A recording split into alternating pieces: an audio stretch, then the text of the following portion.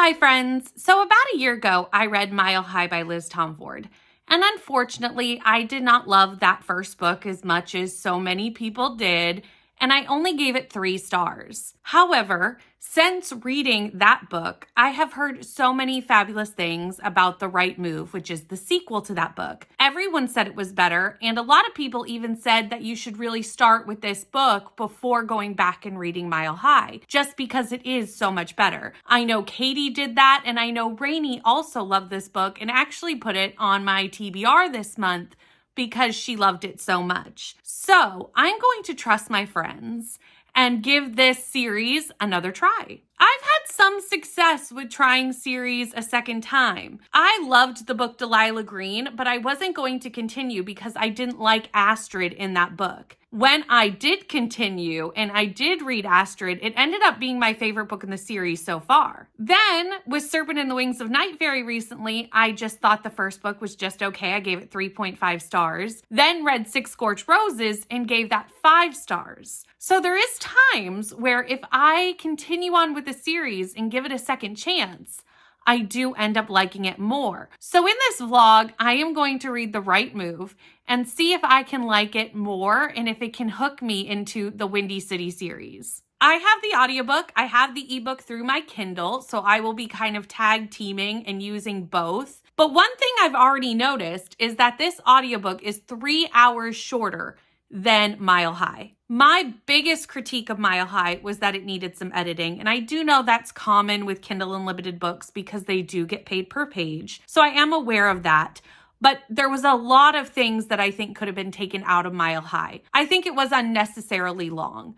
So the fact that this is 3 hours shorter already, I am encouraged by that change. A 14-hour romance is still long, but it's not as long as Mile High was. Even according to Goodreads, it is under 500 pages.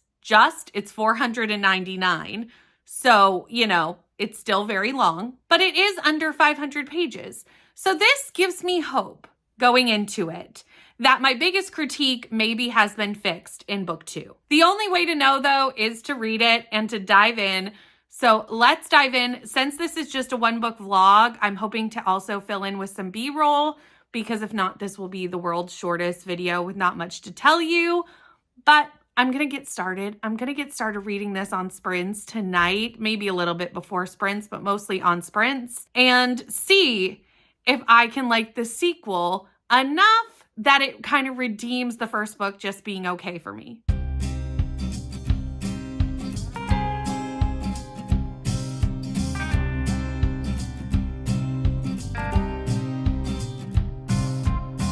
Put 20 seconds on the clock, and my stomach's in knots, my knees have done locked. Met you that lazy afternoon, and I'm thinking of you, still thinking of you. So last night I made it to 32% of The Right Move, and surprisingly, I'm loving this book. The banter between Ryan and Indy is great. And any romance that has good banter will always work for me. It just works. So in this book, we follow Ryan Shea and Indy, and Ryan is the brother of our female main character in Mile High. So we do know Ryan from the first book. Ryan is not a huge character in the first book, but is in there, so we know Ryan. Indy is Stevie, his twin sister's best friend. So again, we do meet Indy in the first book. So we do know both of these characters if we read Mile High. Do I think you need to read Mile High to read this book? No. It does spoil the relationship from Mile High, but so does every contemporary romance companion series. And I don't really feel like you need to read contemporary romance series necessarily in order. Indy, we know, was in a 6-year-long relationship with her high school sweetheart. He cheated on her, and she is rebuilding her life after that experience. This is difficult. It's expensive to live in Chicago. She's trying to save money. She's trying to find a new place to live, and she is struggling. Stevie, who is, again, Ryan's twin sister, Indy's best friend, is really just trying to help her out. So Stevie goes to Ryan and says, "Can Indy rent your spare room? You have this beautiful apartment. You have a spare room. I used to live in it, but now I live with my boyfriend that I met in the first book. So can she have my old room? Ryan is the star basketball player for the Chicago professional basketball team. Cannot think of the name. Indy is a flight attendant, just like Stevie was in the first book, for the NHL hockey team. So they're all kind of in this sports world in some way, shape, or form. Ryan does agree to let Indy move in, and Indy does move in. So we have some serious tropes going on. Forced proximity. We do eventually have some fake dating happening between Ryan and Indy, due to him wanting to show that he can like settle down now that he's the captain of the team. Also, Indy needs a date to her friend's wedding. Her ex is also in the wedding, so she doesn't want to show up to the wedding alone because her ex that cheated on her is also going to be in the wedding. So she needs a date to the wedding. He needs someone to kind of help with this professional side of his career, and we have fake dating. So we have forced proximity, we have fake dating. Now where I am in the book, we even have the only one bed trope. So this book is full of the tropes. Full of them. So I can see why people love this book because, you know, tropes are a thing for a reason. They put them in romance because people like them. The one thing I do want to preface though, because I was unaware that it was in this book, and I know a couple people that we were buddy reading it together were unaware that it was in this book. Indy does suffer from infertility. Indy finds this out many, many years in the past, and it is definitely talked about in this book. So if that's something that you need to know about ahead of time, I definitely wanted to mention that because I know for some people that can be very triggering, and I definitely just wanted to mention that it is in here. And it is a topic that is discussed as of 30%, not a ton, but enough that I would want to mention it. And I don't know how much it is even more in the books as we go along. The other thing I want to mention is I really love seeing ASL rep in this book. Indy's father is deaf and uses ASL to obviously communicate, and we see signing in this book, and I really do love seeing that in a romance. So there's a lot of great things in here that I am enjoying between Ryan and Indy. We've got the banter, we've got some great tropes, we've got some great representation happening. This book is going very well. I'm so glad I retried this series. This is starting to get me excited for this series. Enough that I might even continue on to book 3. We'll see how it goes. Not in this vlog, but this vlog is definitely going to be just the right move because that's all I have time for right now. But I did tell Rainey that if I continue to love this as much as I am right now, I will buddy read the 3rd book with her. And I just love that I'm enjoying this book because I know so many of my friends love it. And I know so many of you love it. So I'm glad that I'm having a good time. I am ready though for something to happen in this relationship more than just banter. I'm ready for the relationship to move forward. I feel like I'm at that point where if it like lingers too much longer, I'm going to be like, ooh, this is a too slow burn for me. But I have a feeling that we're on the precipice of something happening between Ryan and Indy. So I'm not too concerned about it. The only way to know is for me to get reading. So I'm going to stop talking with you and go read this book. Friends. This started off so well, and I'm not giving up hope yet, but I definitely have had a rough 30% of book. I am currently 56% into The Right Move, and I can feel the same things happening that happened in Mile High that I did not love. And it might just be how Liz Tomford writes a book. And also, this is super slow burn. So slow. Which I'm starting to realize is not necessarily my favorite unless there's a reason for it to be slow burn and we're getting something else in place of it. Slow burn, I want something to happen. And I kind of mentioned that yesterday at the end of the clip, that at the 30% mark, I was just getting to the point where I was like, I need this romance to move forward.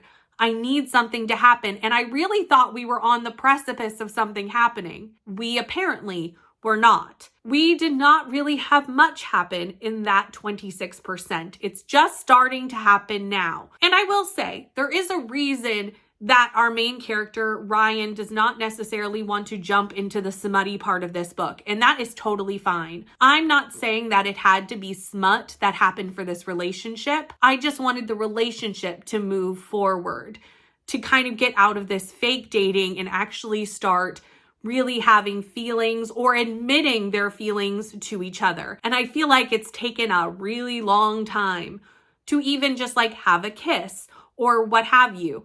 it's taking a long time for these two to get their stuff together. I would not be opposed to it being smutty, but like, if it's not, that's okay too. I just need some movement in the relationship. And I feel like the last 20% has not really moved us forward that much. Actually, it's been like 26%, almost 30%. Like, I don't feel like we've moved a lot. And I feel like we have relived a lot of the same scenes in this book over and over, which happened in Mile High and was my biggest critique of the book, is that we were kind of doing the same things over and over without them really moving the plot forward. In that book, it was a lot of slice of life things, and in this book, we're falling into that a little bit as well, but the slice of life is a little bit different because he is a pro basketball player. So we've gone to quite a few gala dinners at this point, and realistically, they all feel the same to me, and I need some variance in scenes in this book. We've talked a lot about her loving flowers and him killing her flowers. We've talked a lot about her being vegetarian, which is totally fine. I don't mind that. But then there are some inaccuracies amongst that as well, which I have been talking about with someone I'm buddy reading with who is a vegetarian. And she's like, you can kind of tell that the author is not necessarily a practicing vegetarian because a vegetarian wouldn't eat that. And I was catching those things as well. So as much as these are small intricacies, when you make them a big part of the plot, people notice. I noticed. So these are just my couple of critiques at this point, is that it's taking a really long time for this relationship to move forward. I'm seeing too much of the same scenes over and over without them really adding to the plot enough to make them worth repeating the same thing over and over. And as I said, I did see that in Mile High a bit. We do a lot of slice of life content in this Wendy series, which obviously a lot of you love, which is totally fine. But for me, I don't really need all that all the time. A couple of scenes of it is fine, but the more of it in there, I just feel like we're adding to the length of this book unnecessarily. However, in the last scene that I read last night, in the last chapter, we did have some movement forward in the relationship. So I'm hoping to finish this today and kind of see how it wraps up. Because in the last clip, I was having a great time. This middle bit dragged. So let's see how the end works. Let's see what happens. And maybe I can overlook that it dragged a little bit in the middle and still overall love this book because I love the banter at the start. And if the ending's really good, that's most of the book. So the fact that the middle dragged is okay. So it really will depend on how this book ramps up, whether I enjoy this more than the first book in the series or not. Next time you see me, you will know because I am planning on finishing this today. Come hell or high water, I'm finishing this today. Unfortunately, the ending did not redeem the middle or the end of this book for me. I really enjoyed the first 30% of this book. You saw it. You saw me loving it. There was such great banter. We really set this up to be super good. Then the middle dragged and the end was a ton of miscommunication. And the banter kind of disappeared. I lost the banter that I loved in the first 30% of this book, and it feels like I almost made a trade.